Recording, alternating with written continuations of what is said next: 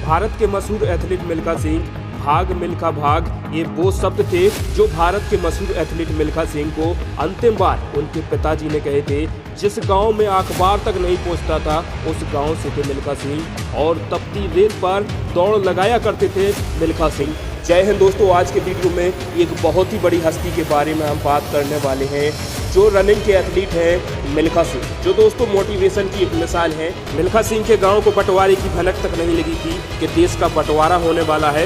उनके गांव में कोई भी अखबार तक नहीं पहुंचता था।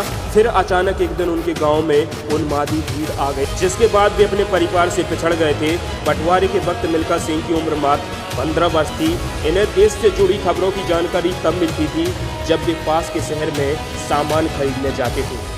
उनके गांव के सभी समुदाय के बीच काफ़ी एकता थी और सभी लोग मिलजुल कर रहते थे। उस समय कबड्डी और रेसलिंग सबसे पसंदीदा खेल माने जाते थे।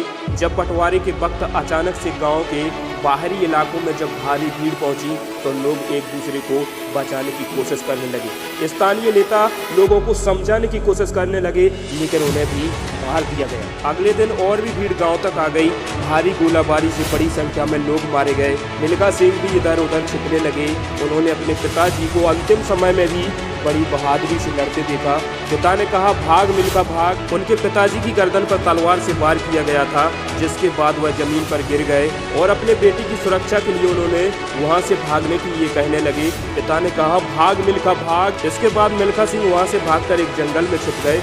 उस जंगल में उन्होंने पूरी रात गुजारी। वे अपने पूरे परिवार को खो चुके थे और फिर उन्होंने सुबह दिल्ली के लिए ट्रेन पकड़ी और अन्य कुछ यात्रियों की मदद से वे महिलाओं के कंपार्टमेंट में छिप गए और वे फिर पुरानी दिल्ली रेलवे स्टेशन पर उतरे। लेकिन अभी भी मुश्किल ने पीछा कहाँ छोड़ा था। उस समय हैजा रोग तेजी से फैल रहा था। मिल्खा सिंह 3 हफ्ते तक उसी रेलवे स्टेशन पर रहे। जब स्टेशन पर लाउड स्पीकर पर कुछ लोगों के नाम पुकारे गए, तभी उन्हें पता चला कि उनकी बहन जिंदा है। दोनों बहन भाई पुराने किले के शरणार्थी शिविर की ओर चल दिए। फिर मिल्खा सिंह ने खूब मेहनत की। उन्होंने 10 रुपये प्रति माह तनख्वाह पर एक दुकान में सफाई का काम किया। साथ ही स्कूल में 9वीं कक्षा में दाखिला लिया। लेकिन जीवन संघर्ष पढ़ाई के आड़े आ गया। मिल्खा सिंह को एक रेल में बिना टिकट के गिरफ्तार कर लिया, जिससे जमानत के लिए उनकी बहन को अपने जेवर तक बेचने पड़े। और दोस्त, अब शुरुआत होती है रनिंग एथलीट फ्लाइंग सिख बनने की। कुछ समय बाद मिल्खा सिंह को पता चला कि सेना में भर्तियां हो रही हैं। उन्होंने भी आवेदन किया, लेकिन वे 3 बार असफल रहे। लेकिन कहते हैं कोशिश करने वालों की कभी हार नहीं होती। और चौथी बार मिल्खा सिंह ने आवेदन किया और वह 1952 में सेना में भर्ती हो गए।